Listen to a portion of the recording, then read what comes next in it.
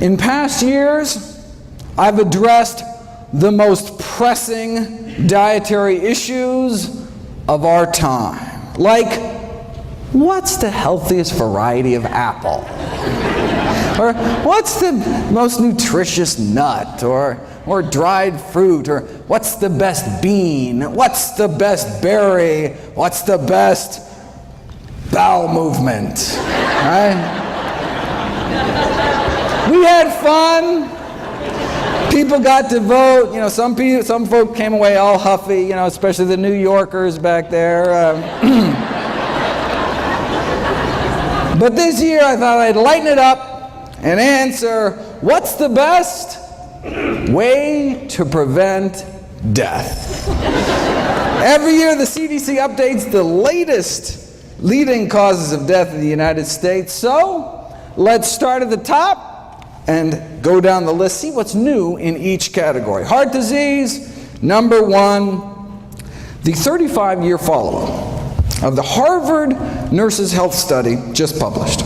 Now, the most definitive long-term study on older women's health we have. Since the study started, thousands of participants died, but that allowed them to study the risk factors for mortality. Because heart disease was the leading cause of death, it comes as no surprise the dietary cholesterol intake, right, was a significant risk factor for dying. The second leading cause was smoking-related cancer deaths. But what's so neat about this study is that it's a competing risks analysis. Right? So it allowed them to compare different risks to one another. So consuming the amount of cholesterol found in just a single egg a day appears to cut a woman's life short as much as smoking 5 cigarettes a day for 15 years. The most protective behavior they found was fiber consumption. Eating just a cup of oatmeal's worth of fiber a day appears to extend a woman's life as much as 4 hours of jogging a week.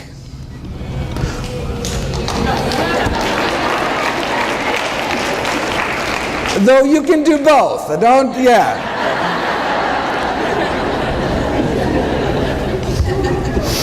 So it's worth noting that, look, the intake of cholesterol only found in animal foods was associated with living a shorter life, and the intake of fiber only found in plant foods associated with living a longer life. The one specific food most tied to longevity was nuts. You also appear to get 4 hours of weekly jogging benefit eating just 2 handfuls of nuts a week. All right. Yeah, heart disease, number one cause of death, but what if your cholesterol is normal, right? Hear that all the time from patients, right? Have to break it to them. Look, having a normal cholesterol in a society where it's normal to drop dead of a heart attack, not necessarily a good thing. And remember, it's our number one killer, right? In a huge study last year, most heart attack patients fell within the recommended targets for cholesterol, demonstrating that the current diet guidelines just not low enough to cut heart attack risk. Close to half of heart attack victims had cholesterol levels classified in the guidelines as optimal, though I'm not sure their grieving spouses and orphan children will take much comfort in that fact. What is considered optimal is still way too high. Yeah, having a below average cholesterol, reduces your risk, but as the editor-in-chief of the American Journal of Cardiology wrote more than a decade ago, it's time to shift, right, from just decreasing risk to actually preventing and arresting atherosclerosis. We don't want low risk, we want no risk. How do you do it? Well, for the buildup of plaque in our arteries to cease, it appears that we have to get our total cholesterol down to be about 150, right? In other words, the cholesterol must be lowered to that of your average pure vegetarian. Now, but because relatively few people are willing to abide by the vegetarian lifestyle, drugs are required, to get down to similar levels, right? So it's our choice.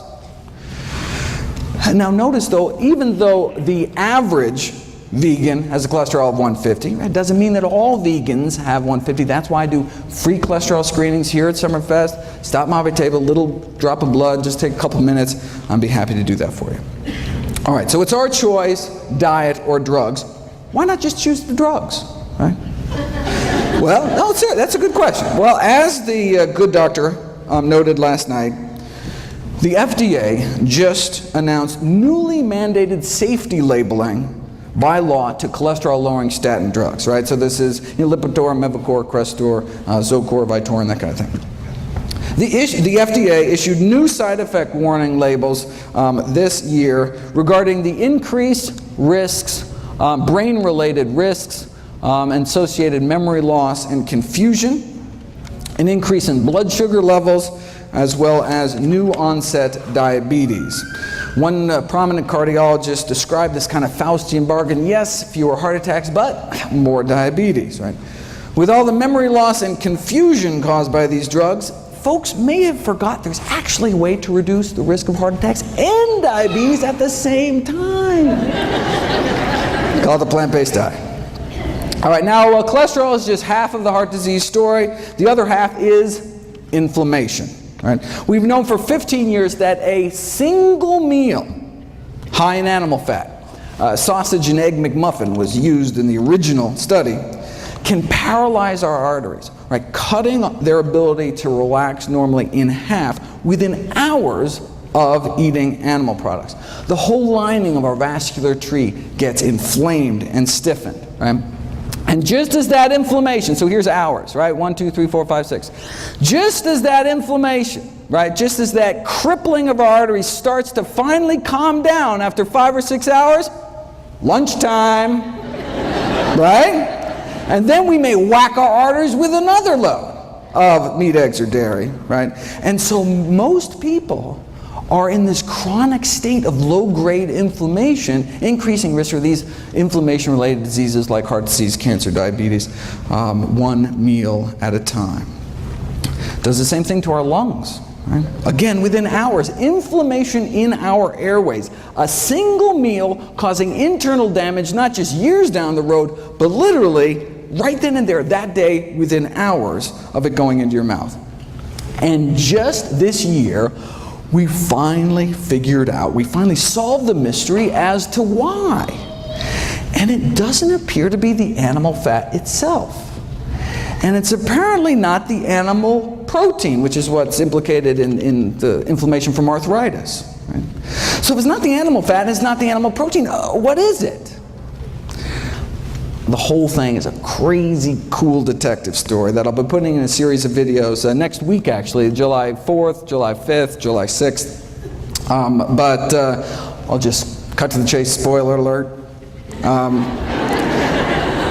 After a meal of animal products, people suffer from endotoxemia. Their bloodstream becomes awash with bacterial toxins, known as endotoxins, that are present in the animal products. So, no wonder our body goes crazy. These dead meat bacteria toxins aren't destroyed by stomach acid, aren't destroyed by pancreatic enzymes, right? Aren't destroyed by cooking. They tried boiling meat for hours, still didn't work. And so these bacterial toxins were found to be highly resistant to cooking and our body's best attempts at acid and enzyme digestion.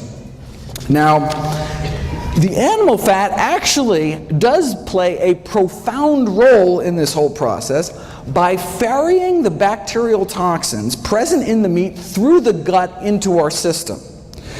So the reason animal products trigger immediate inflammation appears to be because they're so loaded with bacteria that can trigger inflammation dead or alive, even if they're fully cooked. Right?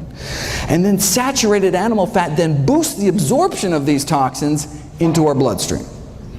So now that we know what's going on, what do we have to do?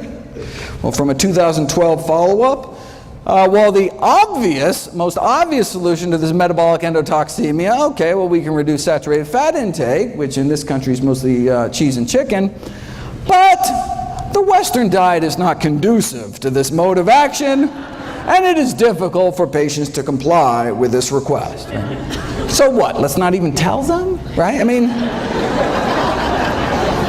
this patronizing attitude in the medical profession of, oh, patients won't change their diet or stop smoking. I mean, even if it's going to kill them, so why bother, right? That attitude may be one of the real leading causes of death. But let's get back.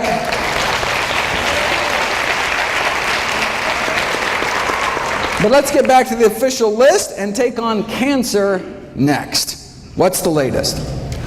Well, we know from the largest forward-looking study on diet and cancer ever performed by humanity, the incidence of all cancers combined lower among vegetarians than meat eaters, especially some of the fastest growing tumors like lymphomas and leukemias. And for that, the worst meat was actually poultry, chicken. Up to triple the rates for every 50 grams of poultry consumption. A quarter of a chicken breast, triple your risk. Normally, this whole presentation being the kind of quiz show format, but there was a scheduling mix-up. I was supposed to be the last speaker at night, and so I could go long and not interfere with the schedule, but anyway, won't happen again, and so next year back to the quiz show format, and apologize, I had to cut this short. Okay, but the link between meat and cancer is such that even the Journal of Meat Science last year asked, should we become vegetarians? Or they said, can we make meat safer? There's a bunch of additives, for example, that can suppress the toxic effects of the blood-based iron, the heme iron found in meat. Now, the additives are still under study, but could provide an acceptable way to prevent colon cancer, right? Because avoiding meat, obviously, completely out of the question. I mean, that's... They fear that if the National Cancer Institute recommendations to reduce meat consumption were adhered to, sure, cancer incidence may be reduced, but farmers in the meat industry would suffer important economic problems. Now, for those of us more concerned about the suffering caused by the meat industry rather than the suffering of the meat industry, what happens if you put cancer on a vegan diet? Well, the Pritikin Research Foundation just completed this elegant series of experiments, which I want to spend a bit of time on. Simple experiments. They put people on different diets, draw their blood, and then drip their blood on cancer cells growing in a petri dish, and just stood back to see whose blood was better at suppressing cancer growth. They're the ones that published that study showing that the blood of those on a vegan diet was dramatically less hospitable to cancer. Now, even the blood of those on a standard American diet fights cancer. I mean, if it didn't, everybody'd be dead, right? It's just that the blood of those eating vegan fights about 8 times better.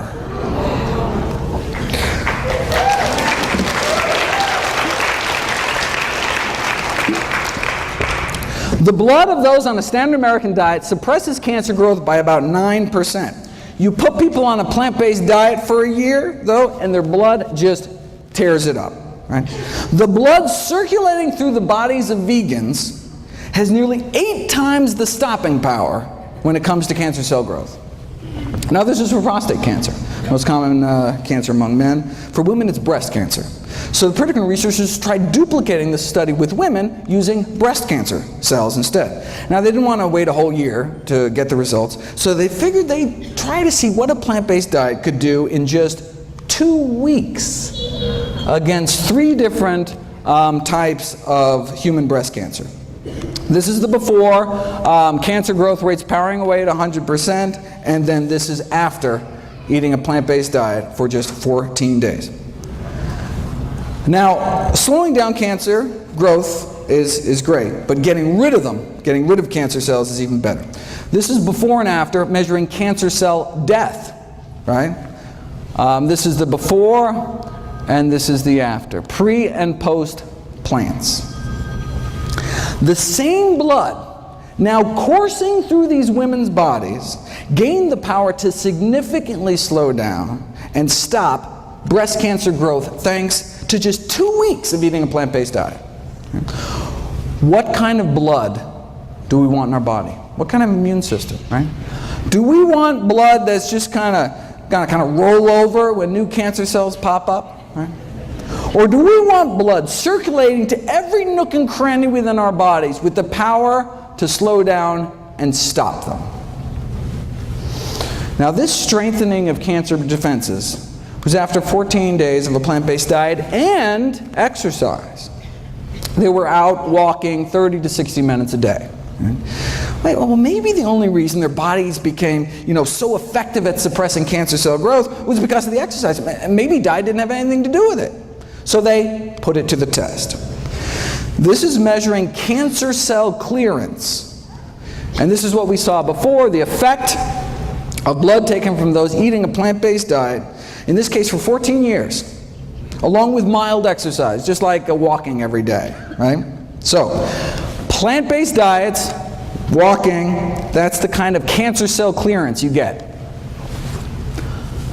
Now, compare that to the cancer-stopping power of your average sedentary. You see this little burger, apple? Oh, sorry, I can't. All right.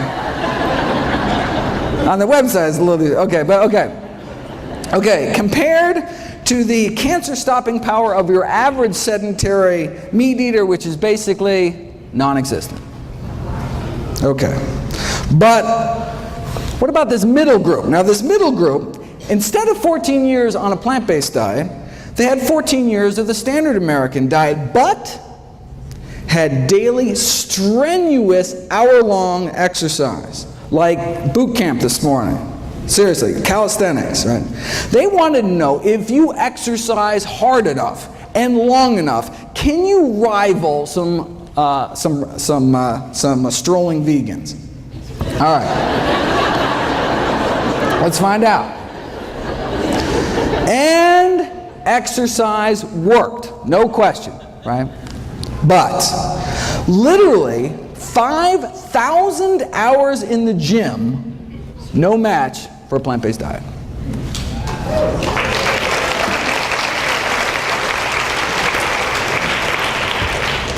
Here's an actual photomicrograph of cancer cells stained so that they release light when they die. Right? As you can see in the control group, there are a few cancer cells dying, right? Even if you're a couch potato eating fried potatoes, your body's not totally defenseless. But here's the hardcore strenuous exercise group, right? Cancer cells dying left and right, but nothing appears to kick cancer butt more than a plant-based diet. Why, though?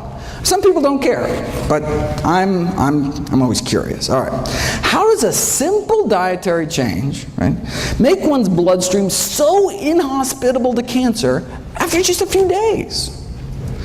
We didn't know until last year, when they sought to determine the underlying mechanisms for these anti-cancer effects. All right. And it is a wild story. I have a whole series of videos coming out about it.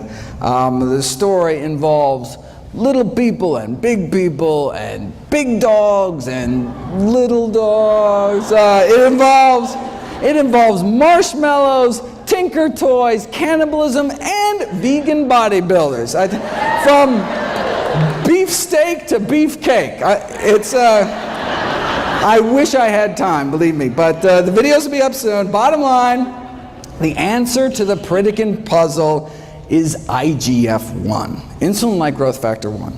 Is the cancer-promoting growth hormone involved in every stage of cancer growth, spread, metastases, cancer invasion. But you put people on a plant-based diet, and their IGF-1 levels, plant-based diet, go down. And if they continue to be on a plant-based diet, this is just after a few weeks, if you're on a plant-based diet long-term, levels drop even further. And their IGF-1 binding proteins go up. That's one of the ways our body suppresses cancer growth. Protect itself from cancer. Protect itself from excessive growth by releasing this binding protein into the bloodstream to bind up, to tie up IGF-1. It's like our body's, kind of emergency brake. Yes, in as little as 11 days, right? A plant-based diet can reprogram your body to bring down IGF-1 production, right? But what about all the IGF-1 that's circulating from the, bacon and eggs you ate last week, right? So the liver releases this snatch squad of binding proteins to tie up, to take all this IGF-1 out of circulation. And as you can see, it just gets better with time the longer we eat healthy. Here's the experiment that nailed IGF-1 as the villain. All right, same as last time.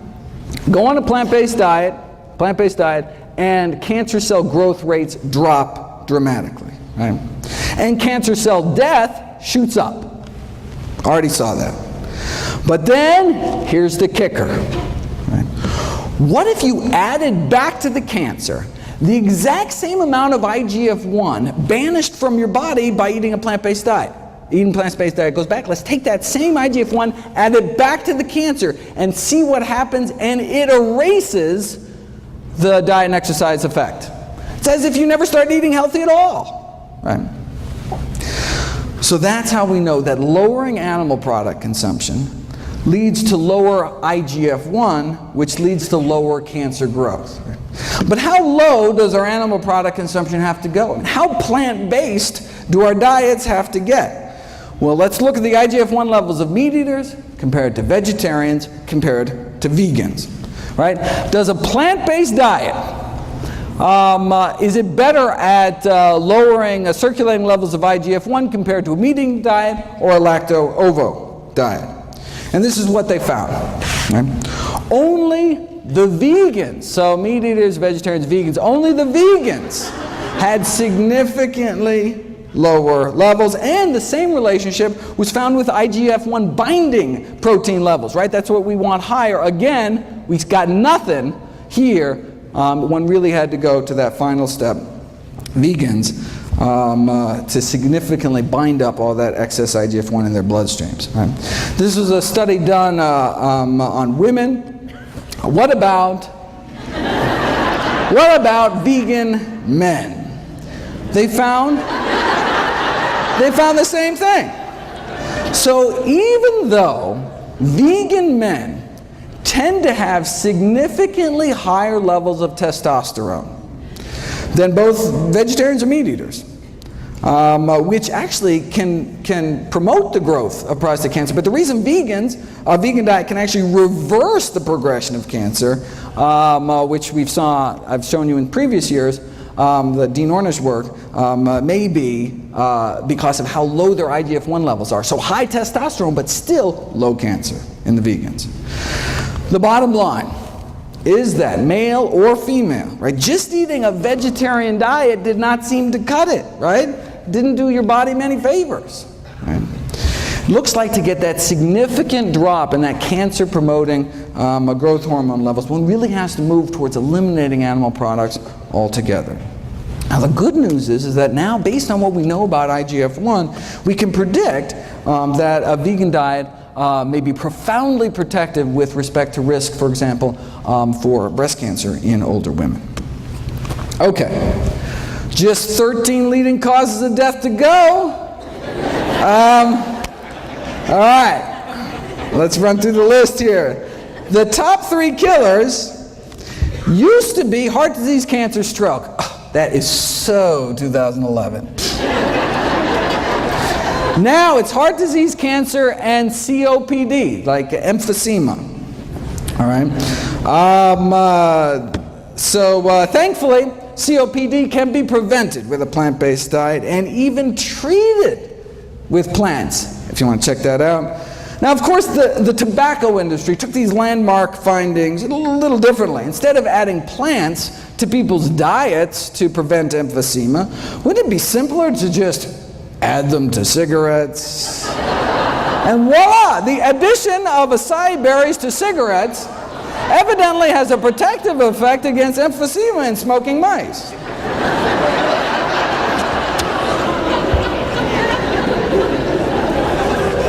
Next, they're going to start putting berries in meat, right? I couldn't make this up, people. Look at this. Adding fruit extracts to burgers, right?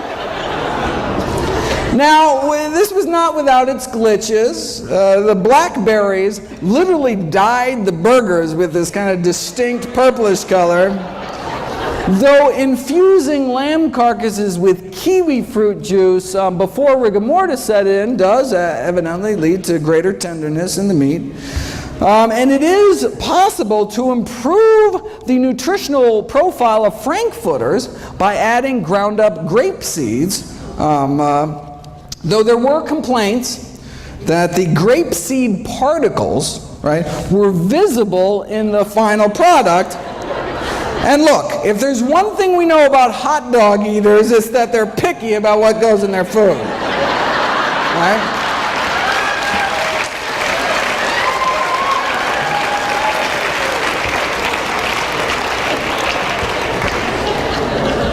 Pig anus, okay, but grape seeds?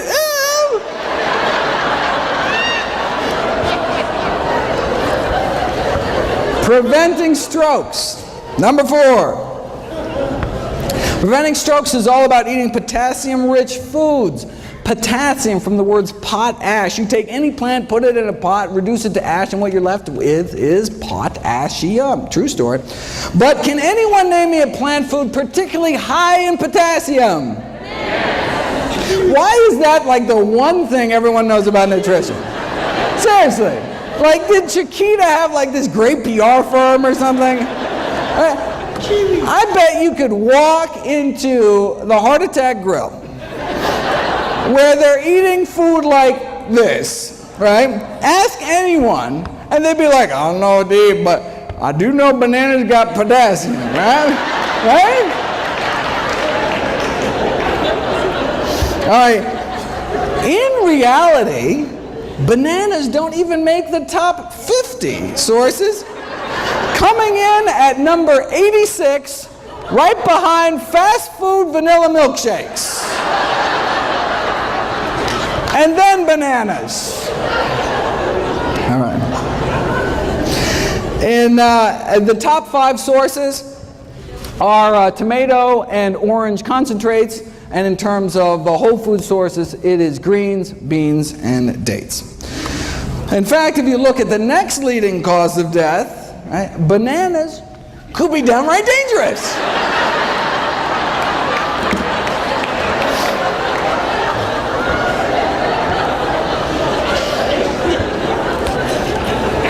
Alzheimer's. Alzheimer's now our 6th leading cause of death. We've known for 20 years now that those who eat meat, red or white, including poultry and fish, were between 2 and 3 times more likely to become demented compared to vegetarians. And the longer that you're vegetarian, the lower your risk of developing dementia. But the exciting new research is actually on treating Alzheimer's using these natural plant remedies, which actually beat out placebo and worked as well as the leading Alzheimer's drug.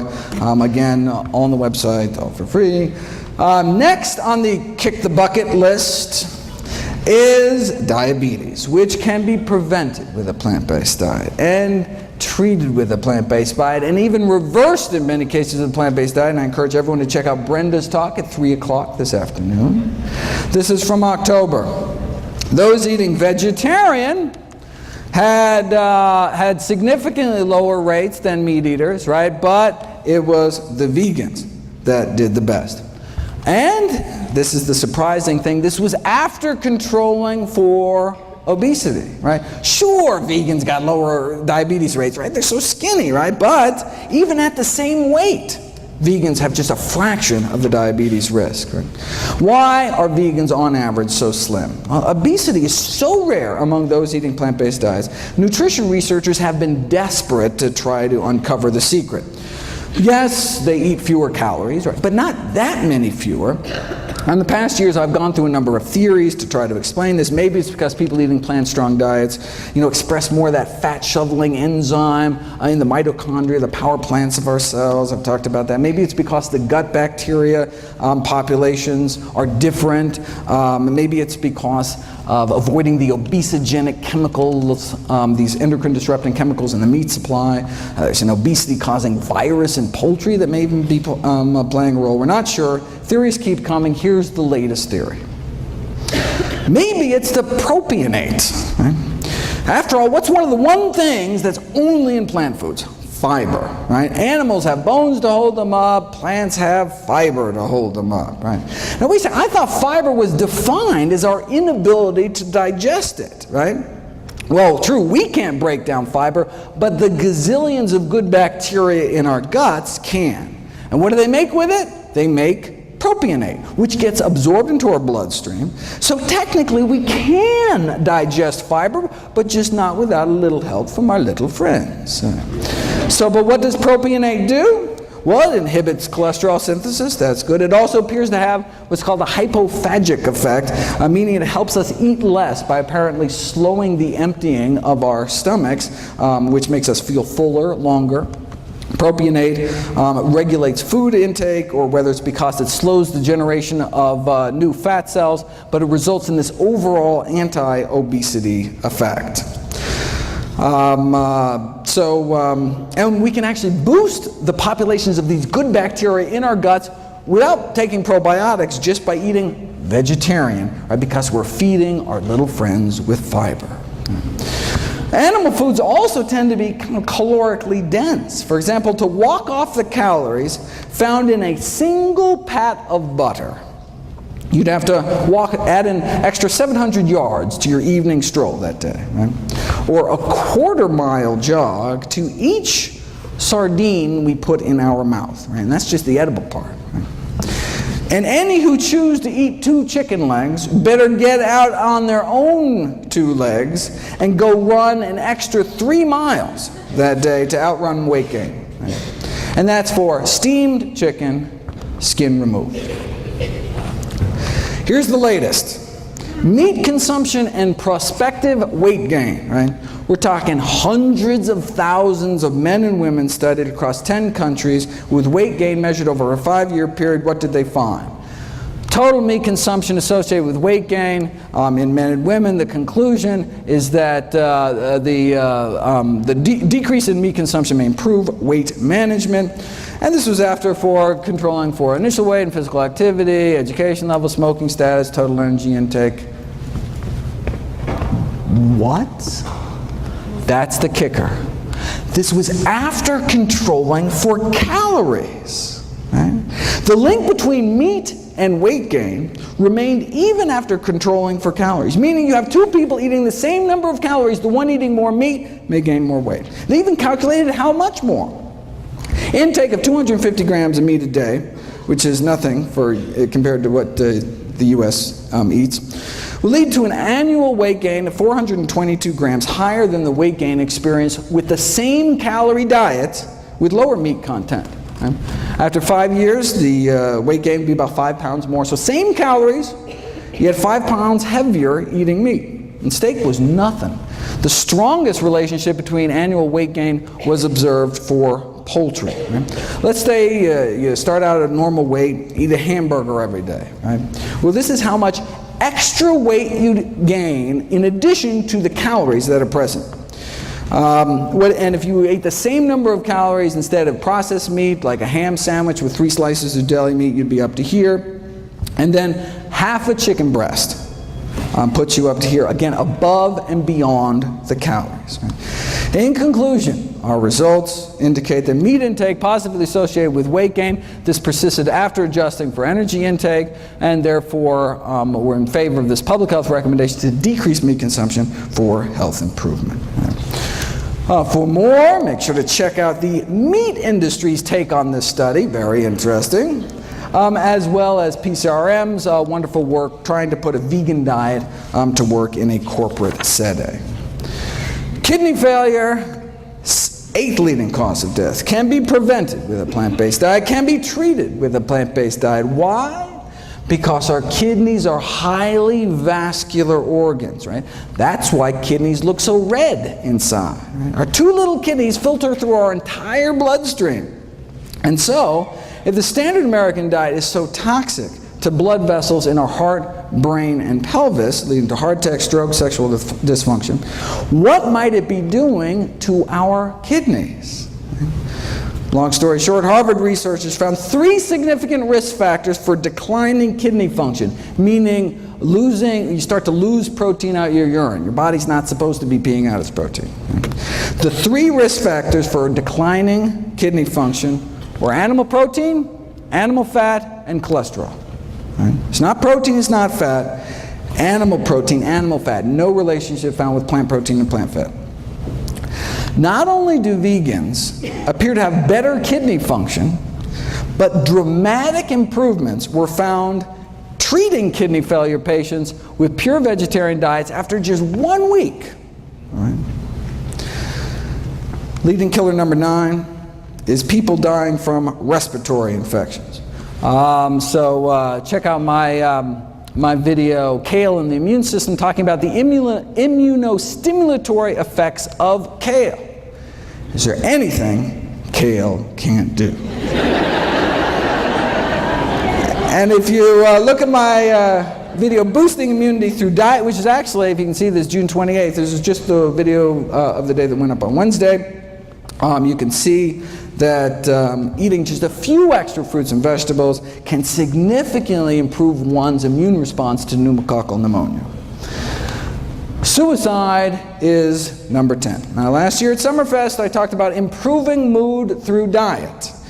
We know vegetarian diets have been associated with healthier mood states, but you don't know if it's cause and effect until you put it to the test. And that's what was done this year. You take regular meat eaters and you remove meat, fish, poultry, and eggs in this study from their diets. And you can see a significant improvement in mood scores after just 2 weeks. I mean, it can take drugs like Prozac, months to take effect. In fact, the way drugs like Prozac work is they boost the levels of the so-called happiness hormone serotonin. Did you know that there is serotonin in plants? I had no idea. I certainly didn't. But there's serotonin and dopamine and all sorts of human neurotransmitters in plants.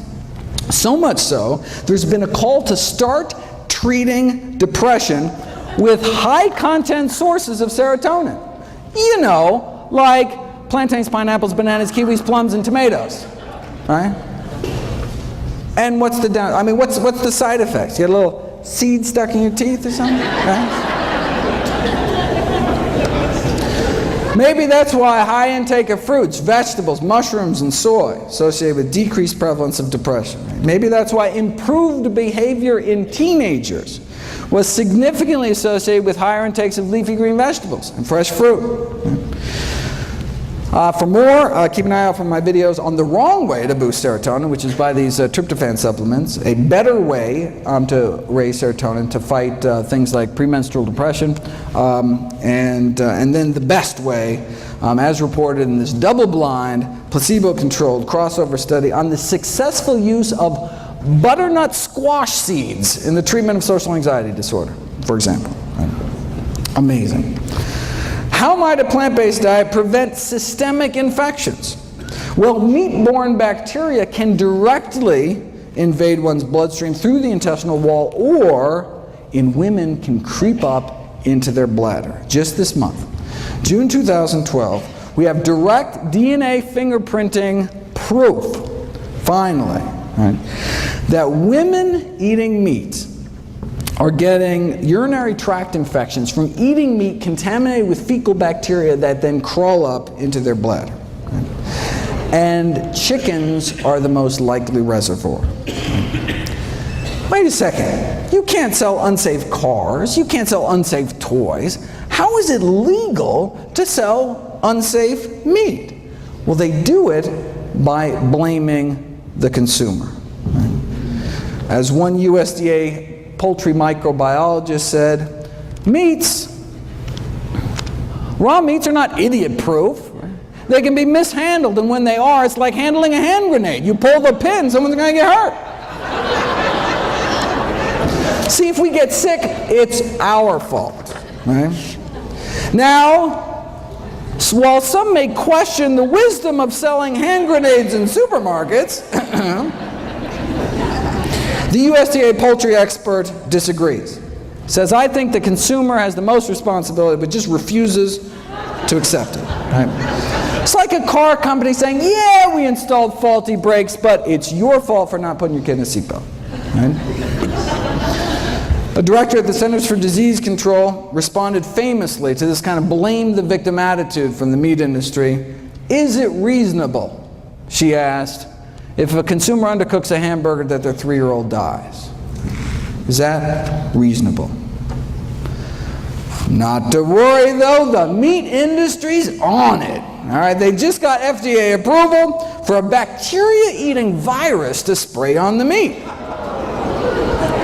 Now, some have raised concerns about these so-called bacteriophages, such as the possibility that these viruses can spread toxin genes between bacteria, which wouldn't go good, especially given the difficulties in preventing large numbers of these viruses from being released into the environment from the slaughterhouses.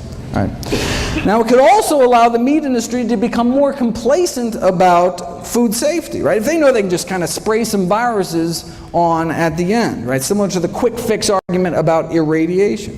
From the industry point of view, right, who cares if there's fecal matter in the meats, as long as you can just blast it at the end with enough radiation, right?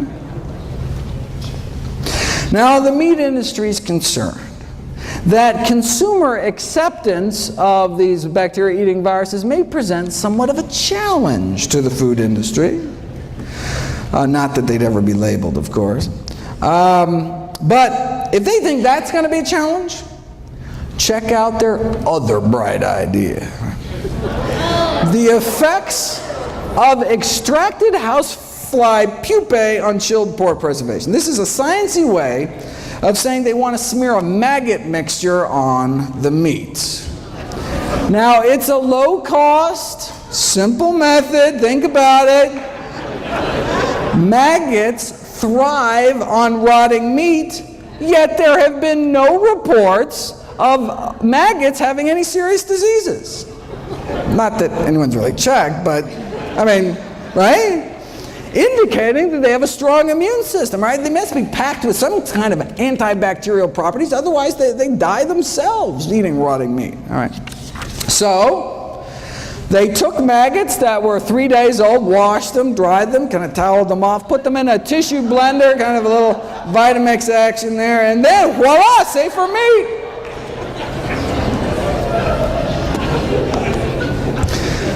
We did kidney failure. What about liver failure?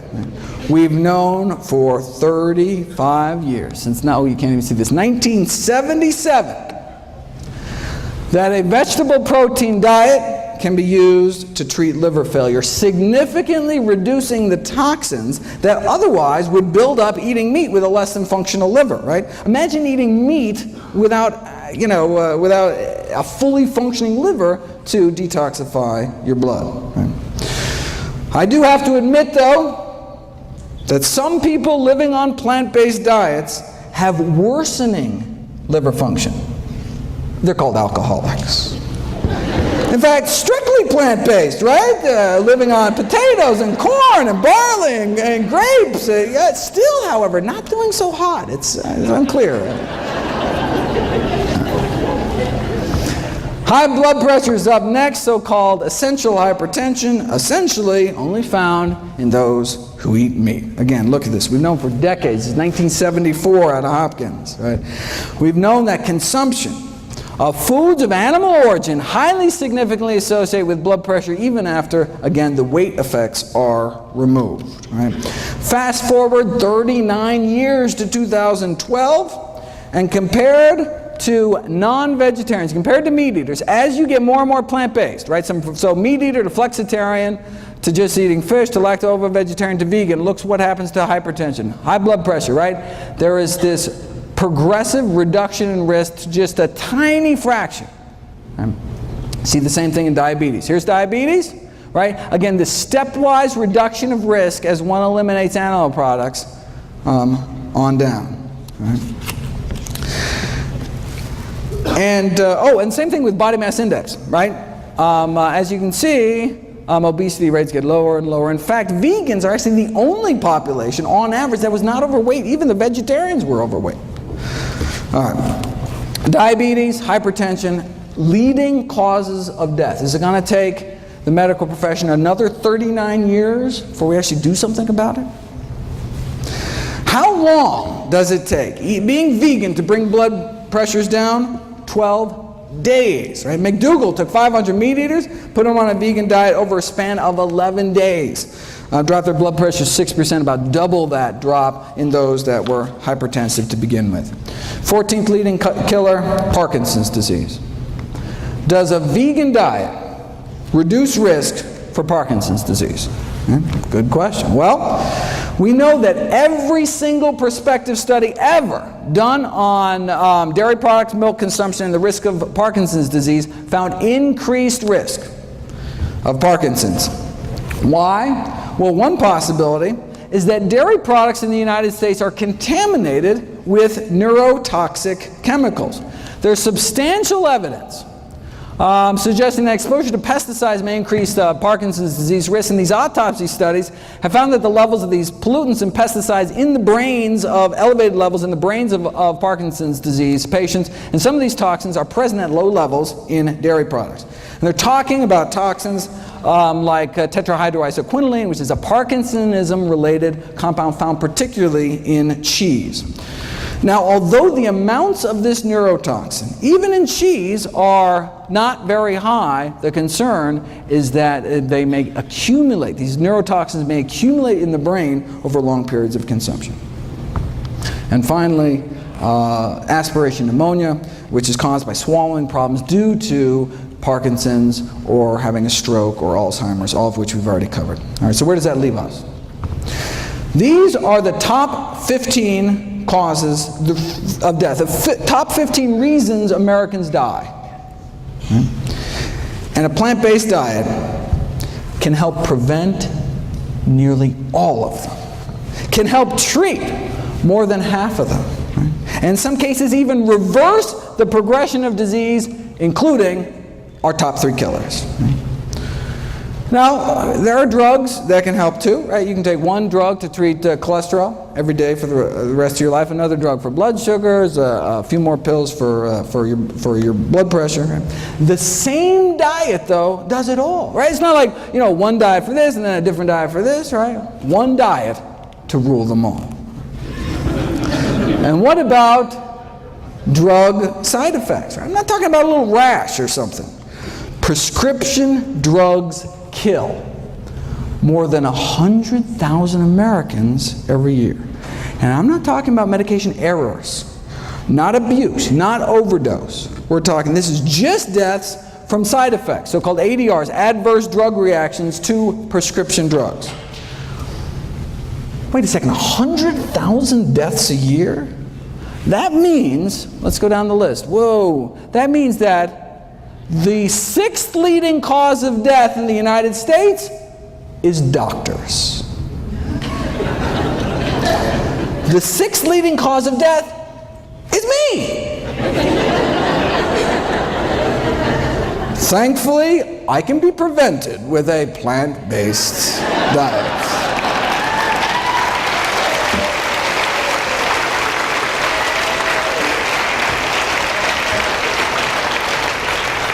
Seriously though, compared to 15,000 American vegetarians, meat eaters had about twice the odds of being on aspirin, sleeping pills, tranquilizers, antacids, painkillers, blood pressure medications, laxatives, and insulin, right? So plant-based diets are great for people that don't like taking drugs, don't like paying for drugs, and of course don't like risking adverse effects, right?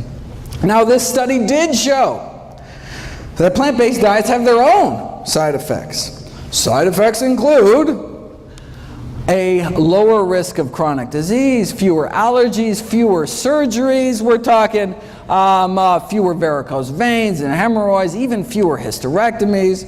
And we're not talking just the big killers, right? Not just less heart disease, cancer. This is the longest study on vegetarians in human history. Not just less heart disease and stroke and high blood pressure and diabetes, but less diverticulosis, less, if you can read this, less diseases overall, right? That's the side effects of a plant-based diet, less disease overall. Here's the allergies thing. Again, longest running study on vegetarians in history. Women who eat meat compared to vegetarians appear to have a 30% greater risk of reporting chemical allergies, 24% asthma, more drug allergies, even more bee sting allergies, 15% more hay fever. A new side effect of plant-based diets we just learned about last year, fewer cataracts, right? That's what we get, fewer cataracts, the leading cause of blindness and vision loss. Compared to those just eating a single serving of meat a day, right, in one meal, those eating half a serving a day dropped the risk 15%. Just eat fish, dropped about 21%. Get rid of fish, dropped 30%. Get rid of eggs and dairy, full 40% drop in risk. Right. And that's all in addition to my favorite side effect of plant-based diets, helping to prevent 15 out of our 16 top killers. Want to solve the healthcare crisis? I've got a suggestion. Imagine if our nation embraced a plant-based diet. Right? Imagine if we just significantly cut back on meat. Well, there's actually one country that did it. After World War II, Finland joined us and started packing on the meat, eggs, and dairy. And by 1970s, the mortality rate from heart disease of Finnish men was the highest in the world, even put us to shame. So, look, they didn't want to die, so they got serious. Heart disease is caused by high cholesterol. High cholesterol is caused by high saturated fat intake. So the main focus of the strategy was to reduce the high saturated fat intake in the country. So this means here that's cheese, chicken, cake, and pork, basically. All right. So a berry project was launched to help dairy farmers switch to berry farming, right? Whatever it took.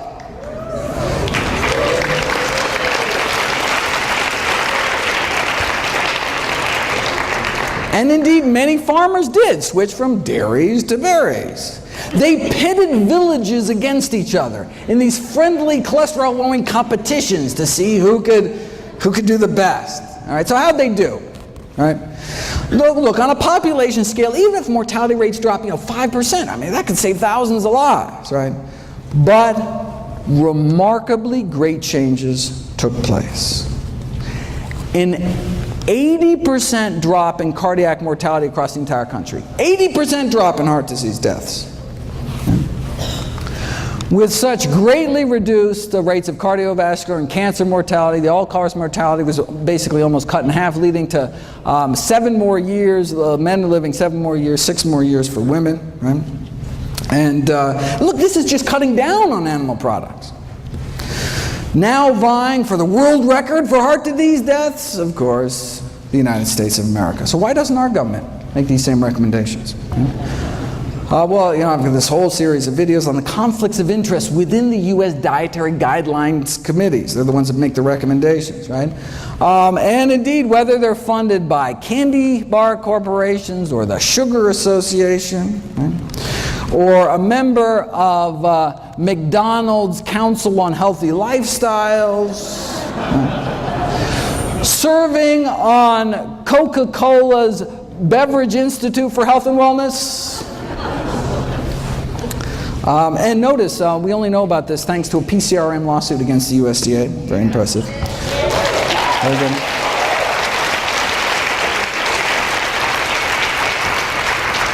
One committee member served as the Duncan Hines brand girl and then as the Crisco brand girl.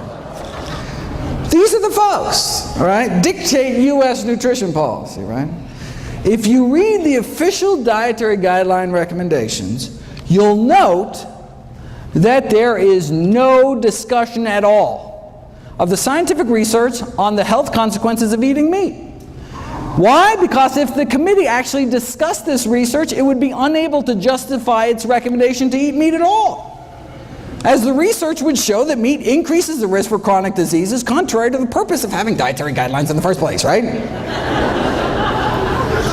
Thus, by simply ignoring the research, the committee is able to come to a conclusion that would otherwise look improper, right? All right. So they can't even talk about the science. Right? We know that a plant-based diet, fruits, vegetables, whole grains, legumes, no meat, reverses heart disease, completely prevents death from heart disease, slows the progression of cancer, and the almost identical diet promoted by the World Cancer Research Fund prevent cancer based on the largest review of scientific studies to date. But again, right, they can't even talk about the science because how could they justify anything but a plant-based diet? Let me end with what's probably the best summary of nutrition policy in the United States that I've ever seen. The new dietary guidelines have been released. Right? They tell us to eat healthier, but not as healthy as to noticeably affect any corporate profits. Thank you very much.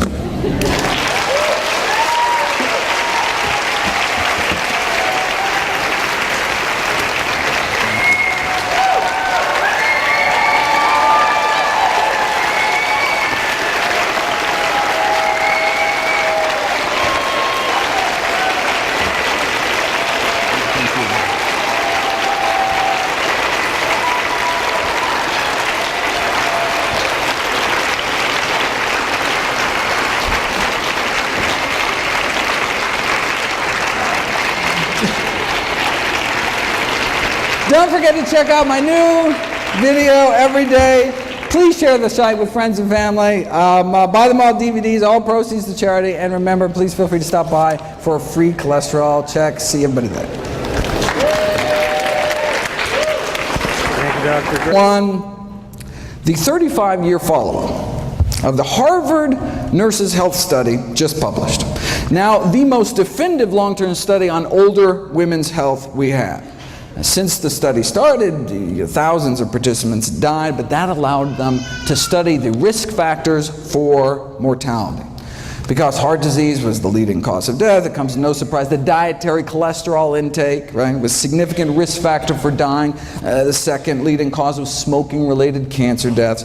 But what's so neat about this study is that it's a competing risks analysis. Right? So it allowed them to compare different risks to one another. So consuming the amount of cholesterol found in just a single egg a day appears to cut a woman's life short as much as smoking 5 cigarettes a day for 15 years. The most protective behavior they found was fiber consumption. Eating just a cup of oatmeal. In a huge study last year, most heart attack patients fell within the recommended targets for cholesterol, demonstrating that the current diet guidelines just not low enough to cut heart attack risk. Close to half of heart attack victims had cholesterol levels classified in the guidelines as optimal. Though I'm not sure their grieving spouses and orphan children will take much comfort in that fact. What is considered optimal is still way too high. Yeah, having a below average cholesterol, reduces your risk, but as the editor-in-chief of the American Journal of Cardiology wrote more than a decade ago, it's time to shift, right, from just decreasing risk to actually preventing and reversing, arresting atherosclerosis. We don't want low risk, we want no risk. How do you do it? Well, for the buildup of plaque in our arteries to cease, it appears that we have to get our total cholesterol down to be about 150, right? In other words, the cholesterol must be lowered to that of your average pure vegetarian. Now, but because relatively few people are willing to abide by the vegetarian lifestyle, drugs are required, to get down to similar levels, right? So it's our choice. Now notice though, even though the average vegan has a cholesterol of 150, it doesn't mean that all vegans have 150. That's why I do free cholesterol screenings here at Summerfest. Stop by my table, a little drop of blood, just take a couple minutes. I'll be happy to do that for you. All right, so it's our choice, diet or drugs. Why not just choose the drugs, right? Well, no, that's a good question. Well, as the good doctor noted last night, the FDA just announced newly mandated safety labeling by law to cholesterol-lowering statin drugs, right? So this is Lipitor, Mevacor, Crestor, Zocor, Vytorin, that kind of thing. The FDA issued new side effect warning labels this year regarding the increased risks, brain-related risks and associated memory loss and confusion. In past years, I've addressed the most pressing dietary issues of our time, like what's the healthiest variety of apple? Or what's the most nutritious nut? Or dried fruit? Or what's the best bean? What's the best berry? What's the best bowel movement? Right? We had fun. People got to vote. You know, some folk came away all huffy. You know, especially the New Yorkers back there. But this year, I thought I'd lighten it up and answer: what's the best way to prevent death? Every year, the CDC updates the latest leading causes of death in the United States. So let's start at the top and go down the list, see what's new in each category. Heart disease, number worth of fiber a day appears to extend a woman's life as much as 4 hours of jogging a week.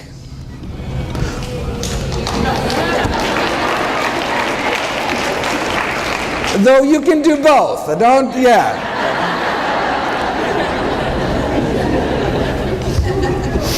So it's worth noting that, look, the intake of cholesterol, only found in animal foods, was associated with living a shorter life, and the intake of fiber, only found in plant foods, associated with living a longer life.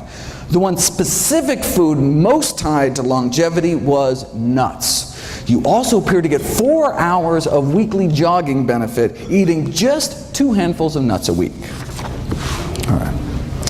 Yeah, heart disease, number one cause of death, but what if your cholesterol is normal, right? Hear that all the time from patients, right?